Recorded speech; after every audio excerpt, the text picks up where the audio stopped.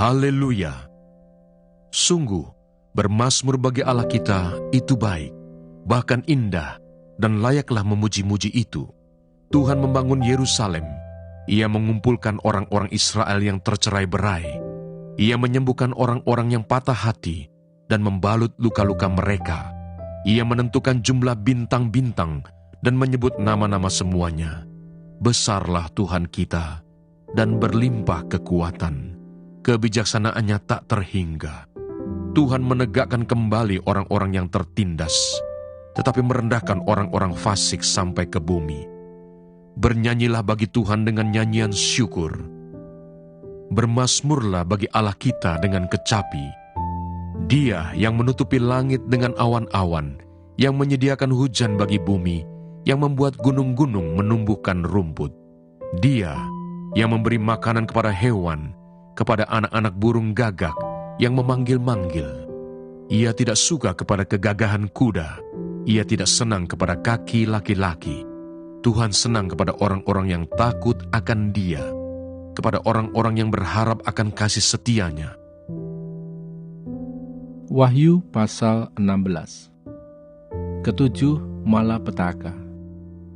Dan aku mendengar suara yang nyaring dari dalam bait suci berkata kepada ketujuh malaikat itu, "Pergilah dan tumpahkanlah ketujuh cawan murka Allah itu ke atas bumi." Maka pergilah malaikat yang pertama, dan ia menumpahkan cawannya ke atas bumi. Maka timbullah bisul yang jahat dan yang berbahaya pada semua orang yang memakai tanda dari binatang itu dan yang menyembah patungnya. Dan malaikat yang kedua menumpahkan cawannya ke atas laut. Maka airnya menjadi darah seperti darah orang mati, dan matilah segala yang bernyawa yang hidup di dalam laut. Dan malaikat yang ketiga menumpahkan cawannya atas sungai-sungai dan mata-mata air, dan semuanya menjadi darah.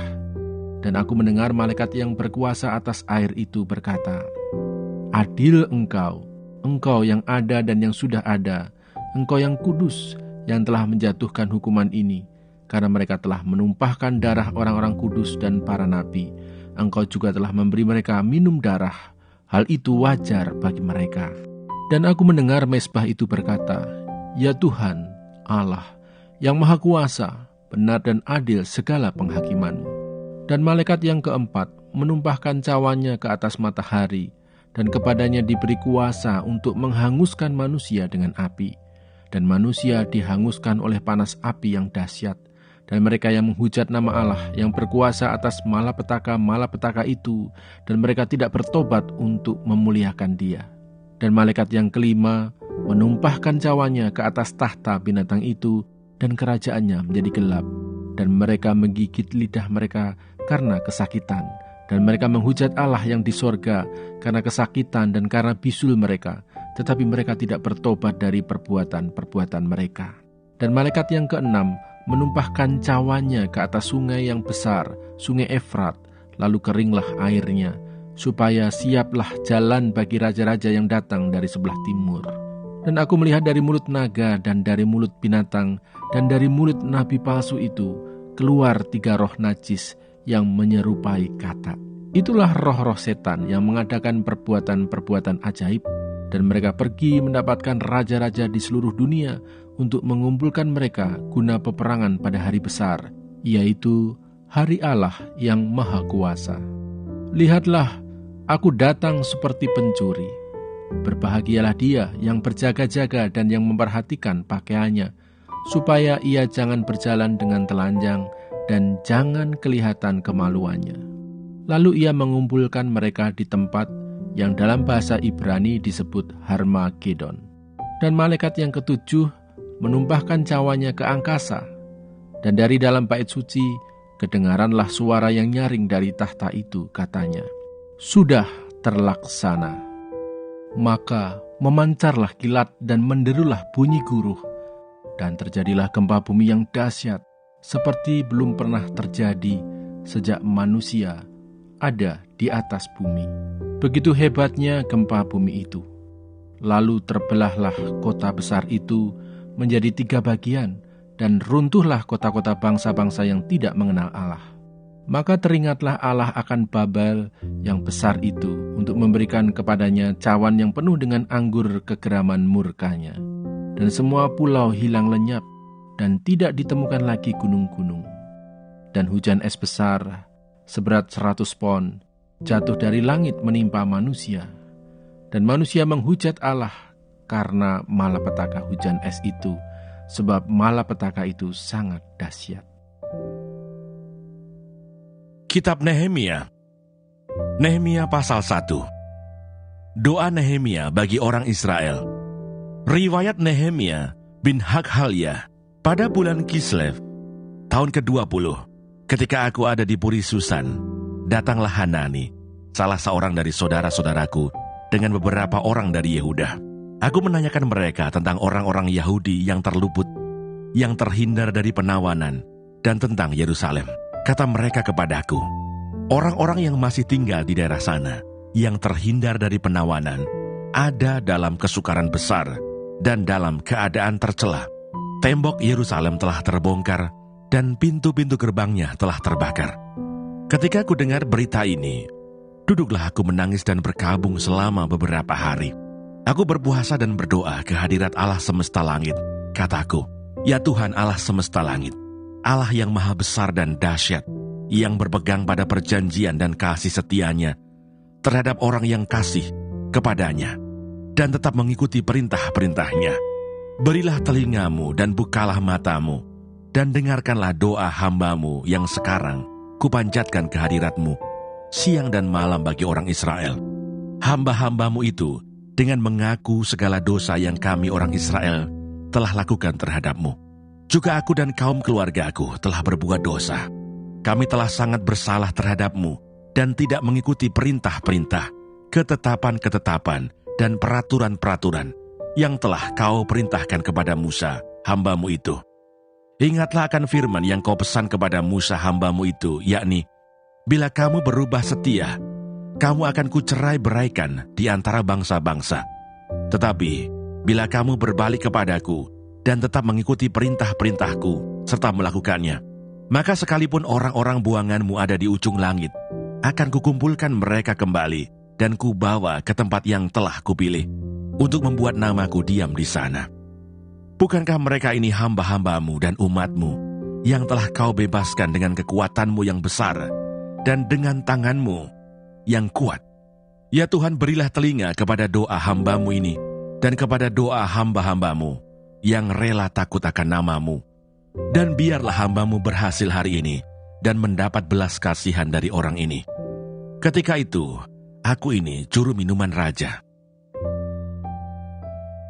Nehemia pasal 2. Nehemia diutus ke Yerusalem. Pada bulan Nisan tahun ke-20 pemerintahan Raja Artasasta, ketika menjadi tugasku untuk menyediakan anggur, aku mengangkat anggur dan menyampaikannya kepada raja, karena aku kelihatan sedih yang memang belum pernah terjadi di hadapan raja.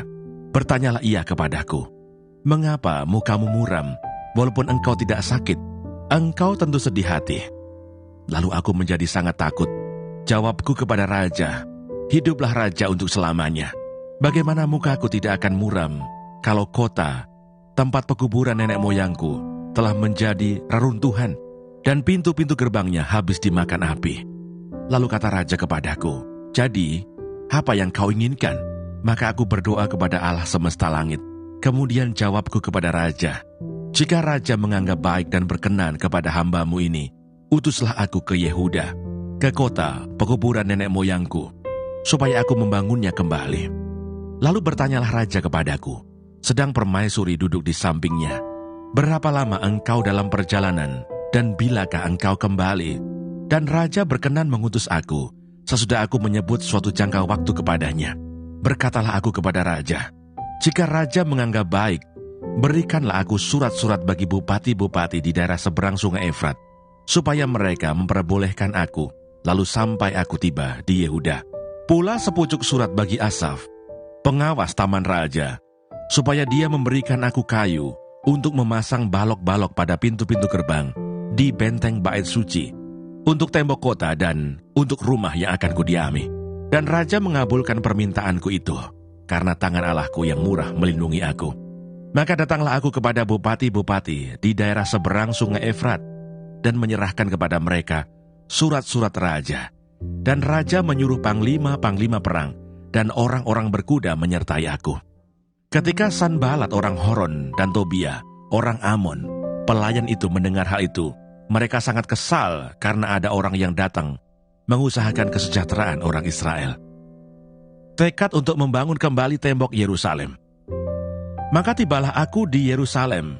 Sesudah 3 hari aku di sana. Bangunlah aku pada malam hari bersama-sama beberapa orang saja yang menyertai aku. Aku tidak beritahukan kepada siapapun rencana yang akan kulakukan untuk Yerusalem yang diberikan Allahku dalam hatiku. Juga tak ada lain binatang kepadaku kecuali yang kutunggangi.